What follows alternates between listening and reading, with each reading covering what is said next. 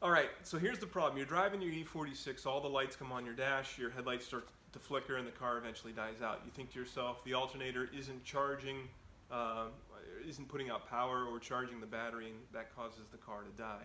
So I thought to myself, hey, after 300,000 miles, the stock alternator gave up and petered out. So first thing I did was charge up the battery and get a jump start here underneath the hood. So after jump starting, car fired right back up, seemed to be running fine. I thought I'd check the voltage. So I picked up just a little cheap digital multimeter here and set it to volts here. You guys can check that out. Plug arrangement there in the bottom, volts. Next thing I did is I walked over to the jump post here with the engine on and I measured.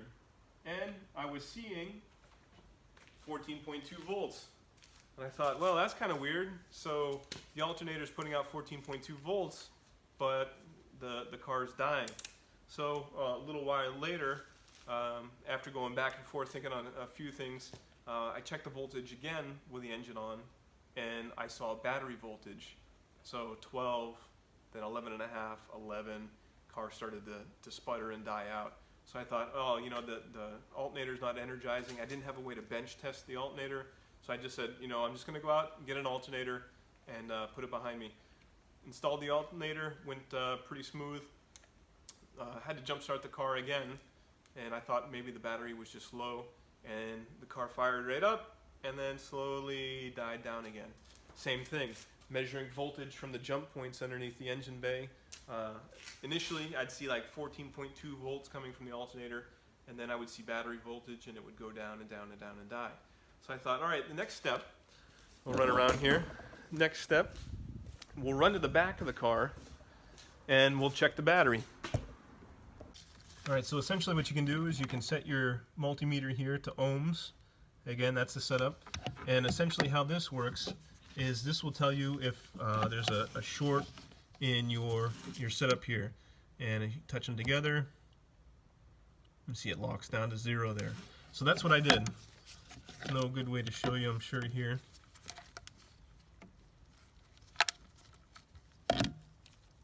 So, like I said before, I installed the alternator, I checked here, and you can see, I can ground this out,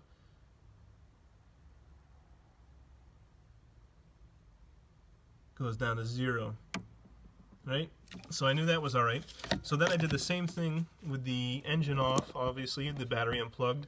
I hooked up just a long piece of wire, and I checked for continuity between the power wire up front in here, and again, that was getting continuity as well. So here we are at a point where we've got a new alternator, we've got a nice healthy charged battery. Tested it, load tested well, so the battery's nice and healthy. But for whatever reason, we were only seeing battery voltage here of 12 volts with the engine off, or with the engine on. Alright, so do you guys have your guess yet as to what's causing our issue here? If you guys know what it is, go ahead and post it in the comments below. We're going to see who's going to be the first person, correct person, to diagnose our issue. But just recap here with me what we know about the car. So, we have a nice, fresh, healthy, charged battery in the rear. We know that all the terminal connections in the rear are reading between this post and the connections in the rear. We know that with the engine off, we can read 12.2 volts here underneath the hood, and with the engine jump started, we can read 14.2 volts initially coming from the alternator. So what I couldn't understand was, how can we jump start the car, take those leads off, and the car continues to run until the battery dies down, but even when that battery's fully charged, why was the car not starting? Now, another bad alternator went through my mind, maybe for whatever reason that wasn't being energized correctly. Was my starter calling for too much power, and that's why I needed that jump start along with the battery? Or was there some other issue with the car that I just didn't see? So, the first thing that came to mind was, maybe we're not getting a full true connection from the battery front. Now, we're reading 12 volts here, but maybe there was some separation or break in the line that I just couldn't understand. Now this is where BMW gets a little bit different from other car makers out there, in that they have two power lines coming off the battery. All right, so let's take a look at the battery here again. You see the negative cable we've already discussed. It's all clean, everything's good to go. Let's focus our attention now on the two positive cables. You can see the thicker of the two cables here is your charging and starting cord, your main battery cable here. But you also see that there's a smaller cable coming off. That smaller cable actually comes off and runs a little bus here that separates power out to the car. Now, doing some research, I found that with even Mini Coopers with BMWs or whatnot, there is actually a pyrotechnic charge here on the main battery cable. So in the event that you get into an accident, there's actually a squib, a little pyrotechnic charge here that will blow this main cable off to prevent shock, or the car from running or shocking somebody, or whatever the case may be. So what I had to do is I had to check to see if this was actually making true connection. Now the crazy thing is, I couldn't find a photograph online to show one of these disconnected, but I imagine that it would be fully disconnected. This is fully connected. Also, if this is a squib round, an explosive round, I would imagine there would be some kind of residue or something to indicate that that had been blown off. All right, so we're back to square one again. So it's not the pyrotechnic charge on the main battery terminal. That's still intact. So how is it we see battery voltage here coming from that main thick battery wire, but it can't start the car and it can't take a charge from the alternator? So we must have a break in the line somewhere. But the other thing is, how can we jump start a car and it continues to run if there's a break in the line? So I just couldn't figure out that answer. So I decided to do some poking around. So again, I went back to my trusty multimeter here, switched it to voltage. Now again, as I said, you can measure 12 volts here underneath the hood, and I decided to take the multimeter ends and probe the wire. So you're actually sticking the probe into the wire to make sure that the wire itself is carrying current. So I started in the front here, probed, and got battery voltage with the engine off, battery voltage. The whole way back I had battery voltage. So the next thing I did is I started the vehicle with a jump start, and again started to probe all the wires in voltage. And again, here I was getting alternator voltage of 14.2, and in the rear of the car, battery voltage of 12.2. So I started working my way to the center of the car. As I started working my way to the back, checking voltages with the engine on. Now, what I found out is, by the time I got to the rear door, I was still seeing battery voltage. And by the time I got to the front door, I was still seeing alternator voltage. So if you guys haven't deduced what the cause of my issue was, I'll show you.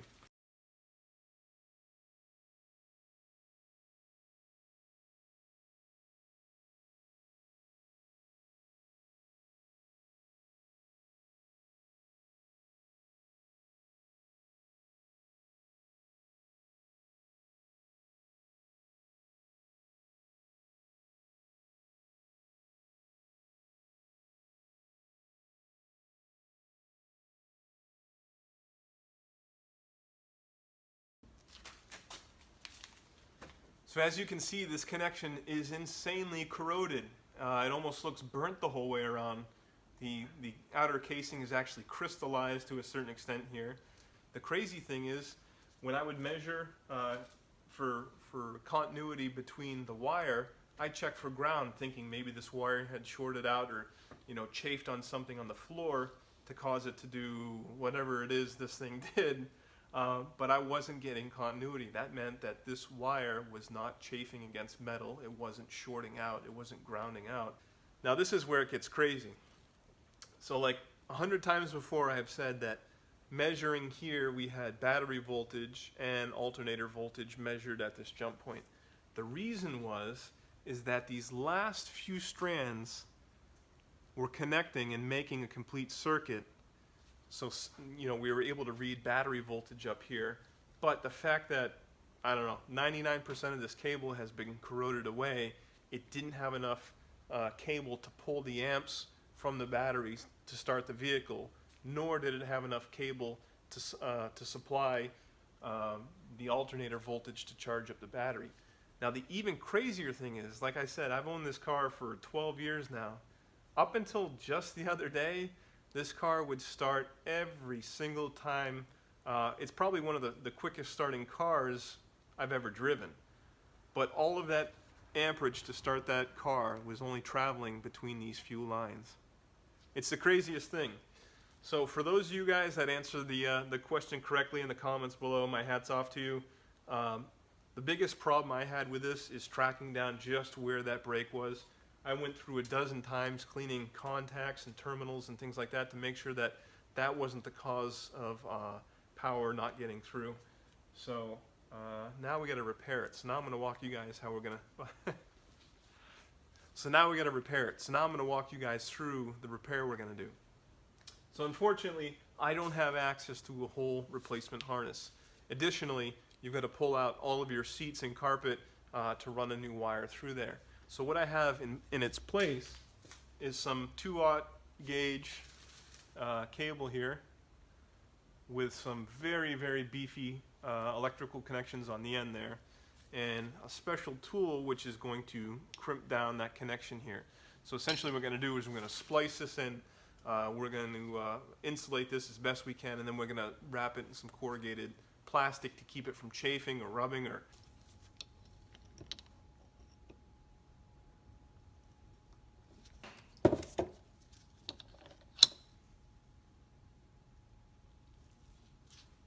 So now we have a nice solid crimp. This is not going anywhere. Alright, so we got the new cable in, and I'll show you guys right here. So essentially what we did is we took the cable and we got it all spliced in, crimped, and then I wrapped the whole thing in about 2 inches of electrical tape. Went ahead and wrapped some corrugated plastic around it once, and then you guys can see underneath this, wrapped that corrugated plastic with more tape, and then did another layer of this corrugated plastic, and I'll finish wrapping this in just a second. Now the only thing I can think that could have led to this in retrospect is about 5 or 6 years ago I had a patch panel put on by a shop underneath here, and I think maybe what had happened is when they were welding that patch panel in place, they probably melted the outer skin of this power cable. Something, like I said, the cable itself was not grounding out to the chassis, but I don't know, it just melted that outer coating, and it exposed to, you know, wet feet getting in the car, you know, after rain or snow or whatnot, and just over 5 years of time allowed that cable to fail. So now this is really, like I said, not movie magic, but the moment of truth here. We got to go through and see if this thing starts. So I honestly don't know, but if not, then I got to call for a ride home. So.